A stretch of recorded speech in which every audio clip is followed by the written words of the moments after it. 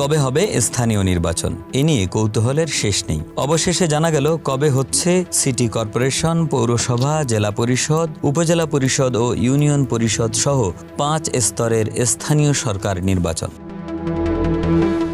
স্থানীয় সরকার, পল্লী উন্নয়ন ও সমবায় প্রতিমন্ত্রী মীর শাহে আলম জানিয়েছেন, চলতি অর্থবছরের মধ্যেই এসব নির্বাচন সম্পন্ন করা হবে। 17 আগস্ট স্থানীয় সরকার বিভাগ এবং পল্লী উন্নয়ন ও সমবায় বিভাগের আওতাধীন দপ্তর, সংস্থা ও প্রতিষ্ঠানের সৌর বিদ্যুৎ ব্যবহার সংক্রান্ত পর্যালোচনা সভা শেষে তিনি এ কথা বলেন।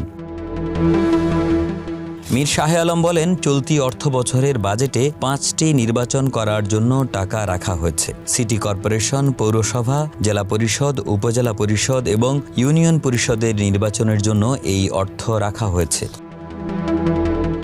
তিনি আরও জানান, নির্বাচন কমিশন প্রস্তুতি নিচ্ছে। এই 5 স্তরের নির্বাচন সম্পন্ন করতে প্রায় 6,000 কোটি টাকার মতো প্রয়োজন হবে। নির্বাচন কমিশন, স্থানীয় সরকার বিভাগ এবং অর্থ বিভাগ সহ সময়টি নির্ধারণ করা হবে, এমনটাই জানান মীর শাহে আলম।